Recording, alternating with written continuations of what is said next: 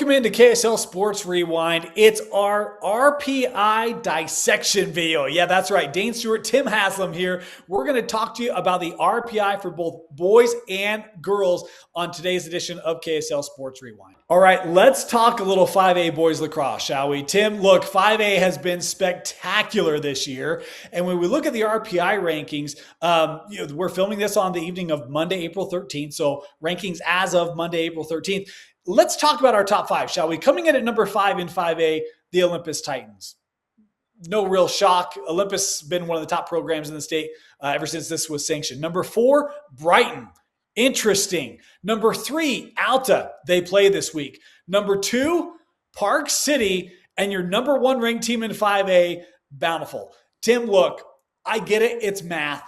But this is not how I would talk up my top 5 in 5A. What are your thoughts of the RPI rankings here on Monday, April 13th? I love it. I think it's great. When we look at 5A, I just love it because there's so many ways that this thing could shake out ultimately. You have Bountiful at number 1. Okay, fine.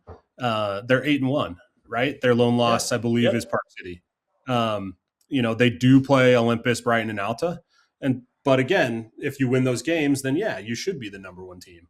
And they're playing really well. I caught a little bit of their game against Davis the other night, and Carter Terry's on a roll. We knew he was good. We did their game earlier in the year against Northridge, and he played okay then, I think. But he played really well against Davis, and so if they continue to roll, they've got great face-off, great defense. They're going to be a contender for sure. I was texting, we look at you think about the semifinals, right? Who are going to be the last 4? And Dane, there's going to be household 5A names that aren't going to be in that Final Four. They're just not. Just with the amount of teams that we have, the amount of parity that we have in 5A, it's really exciting. Park City is at number 2, which is right. And then Alta. I don't think Alta. Everyone knew Alta would be good. I don't know that we thought that they'd be this great. 8-2 coming into this week. We'll see. Again, they play Brighton, they play Bountiful, all the teams, right? And so that's why I kind of love this period of time, because the RPI gives us a sense of kind of where we're at, but so many games left to figure out ultimately where it shakes out. Brighton at 4 is kind of surprising because they've been, the 1 or 2 team in the coaches poll. Ever since we started. And then Olympus at 5, yeah, I'll take it. That makes sense to me. The question marks are going to be Judge. I think when they're healthy, they're very, very good. They have had, a few injuries, and it's kind of been scary. They did come off a spring break, so maybe, healed up a little bit there. But Judge still has Corner, Park City, and Farmington. And so just a gauntlet there. And I love that these teams are getting out, playing each other, trying to make the best schedule possible. Then you look at like a Timview. Their strength of schedule isn't the best at the moment, but they're winning games. And whether you like it or not, that's how the RPI sees your team, right? If you're not happy with where you are in the RPI, you have to go win games. It's as simple as that. And, they're 10-1. And so they're obviously getting rewarded for that. Well, and I think, you talk about Timview. Look, there's a couple of other teams in that region, including Wasatch, PG, right? And so they're both in the top 10 themselves. And that's the crazy thing. I mean, I'm sitting there, I'm looking at this top 5. I'm like, we didn't mention Timview. We didn't mention Judge. We didn't mention Wasatch. We saw that Wasatch team, Tim. I mean, they took it to Mountain Ridge, who was a top 5 team in 6A, right? So it's like this 5A classification, in my mind, you made the statement that you're going to have 5A powers that are not going to be in a semifinal. And I agree. I think this tournament's going to be crazy because there are a lot of teams that can really muck things up when it comes tournament time. I do want to ask you, because, let's just talk about it. You said Bountiful 8-1, feels right. They're number 1. If you're Park City, your 2 losses come out of state, you come in state, you knock off Santa Margarita, who is ranked 11th nationally. I mean, do you feel slighted if you're Park City by being number 2?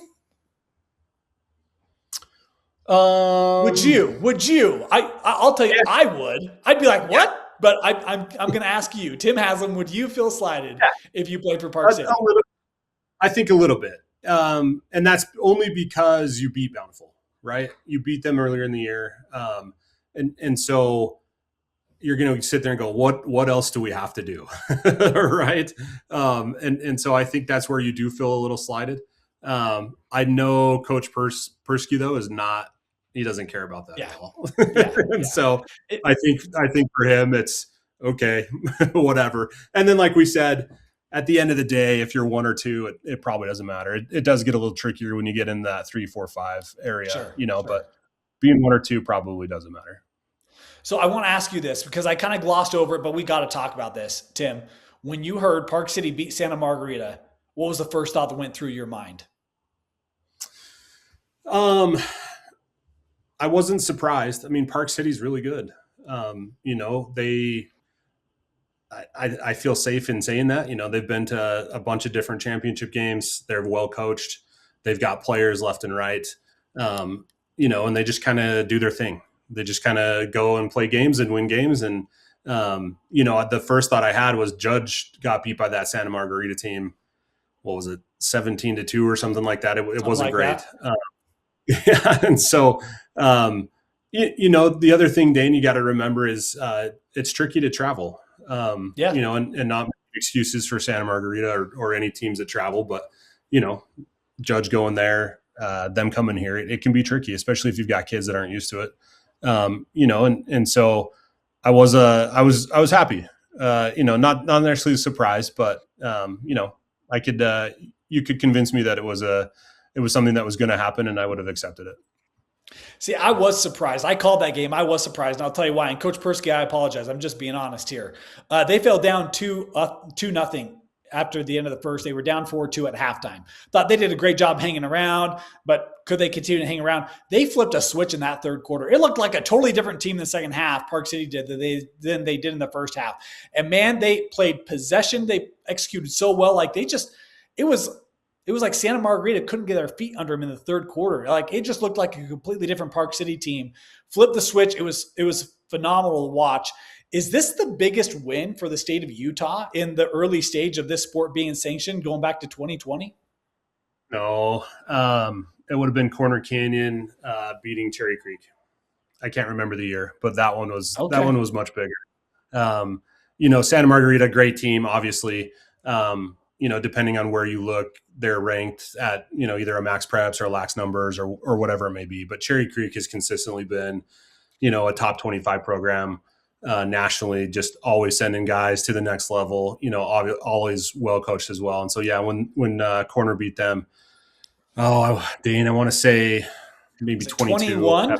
22? Okay. It was one of those years, 21-22, and they went out there and beat them. I think that was probably the biggest win for the state. This, though, second, third, fourth, somewhere in there. I'd have to go back and remind myself of all those. But the other thing, you mentioned Park City coming out in the third quarter. I went to the Menlo versus Skyridge game, and the Menlo guys were struggling, right?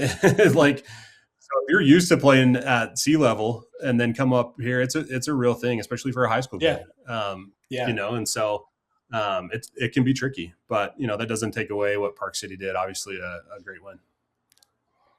Man, Tim just totally took the air out of my balloon. I called it the biggest win in state history. Santa Margarita was ranked 11th in the country.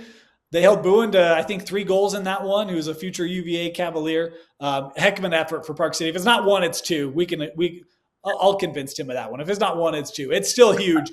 Huge for Park City, huge for the state, and just an absolutely phenomenal game for the Miners. What were you going to say, Tim? Let's hear it from the fans. What do they think? Hey, there you go. Hit us up in the comments. We'll get a lot of engagement from Draper on that one, I'm sure. There you have it, folks. Quick kind of rundown of a bunch of teams in 5A. There's a lot more to talk about here. Join us on future episodes. We'll run down some more of these teams and players' performances as we are coming kind of right around the backstretch of region play. And, man, it's crazy. We just got, 3 weeks left in the regular season, 4 weeks left in the regular season. Crazy how fast it flies. But we'll have live game streams for you right here on KSL Sports Rewind. And, of course, we'll have more content coming out for you. Go check out our other videos this week, 5A girls as well as 4A and 6A boys and girls. We'll talk RPI in each of those.